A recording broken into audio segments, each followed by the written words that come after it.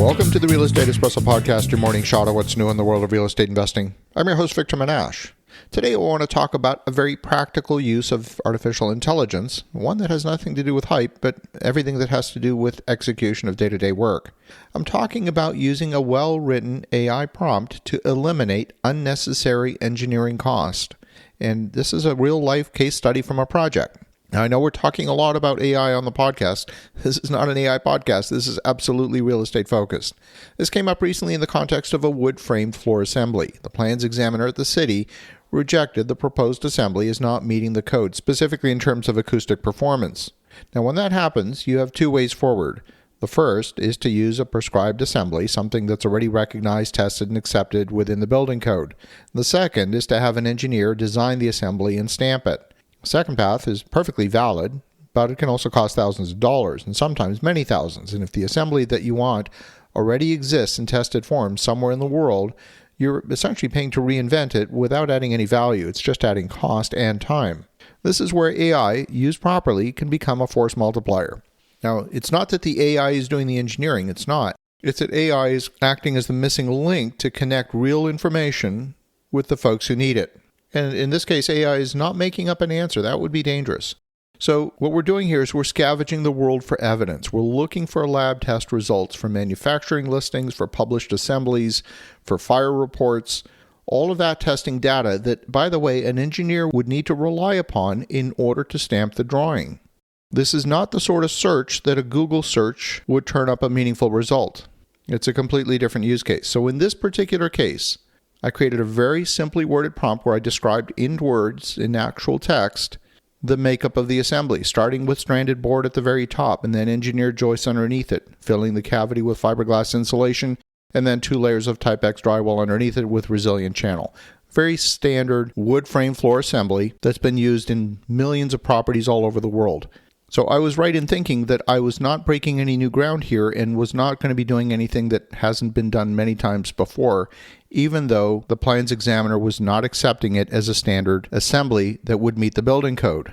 What the AI searched in particular was an assembly from Boise Cascade called Assembly FR2. That assembly matched the proposed structure closely enough to be very relevant, and more importantly, it had already been tested to both ASTM and CAN ULC S101 for fire resistance. Those are recognized standards. So in other words, the issue might not have been that the assembly was invalid.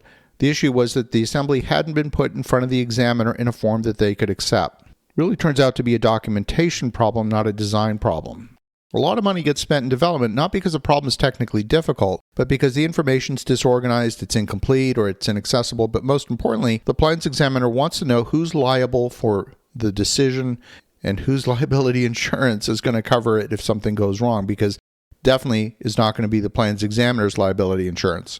Now, I want to be clear. This is not a license to bypass engineering when engineering is required. In fact, we have an acoustics engineer within our team, and I sat down with our acoustics engineer and said, okay, Patrick, let's engineer this assembly. Let's get the engineering stamp on it and get that in front of the plans examiner. And his response back to me was, yes, we can do that, but before we do that, we need to find test results for that specific assembly so that we can put a stamp in front of it. Otherwise, we will need to do the testing. And it was that very sentence that was the clue for me that if the information exists, maybe the test results are sufficient. So instead of asking who can design this for me, the question was, has this already been designed, tested, and accepted somewhere else? It's a much more valuable question. A weak question would be, what's the acoustic performance of this floor assembly? But instead, I said, find the lab-tested results for this assembly that show the acoustic performance.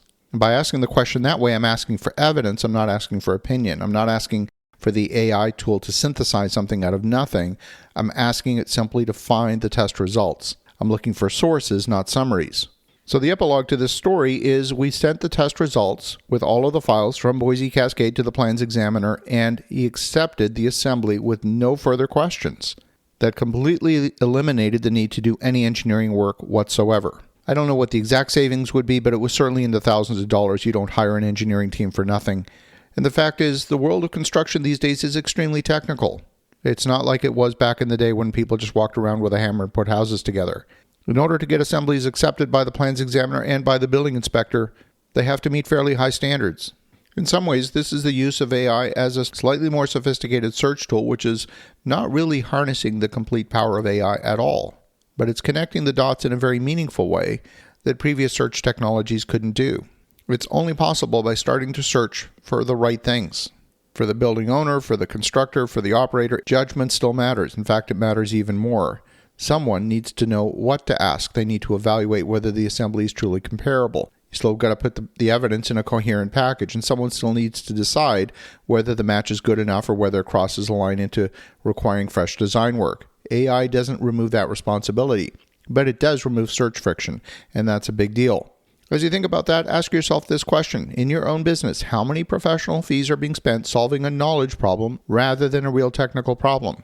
That's where the disciplined use of AI could be of tremendous value. As you think about that, have an awesome rest of your day. Go make some great things happen. We'll talk to you again tomorrow.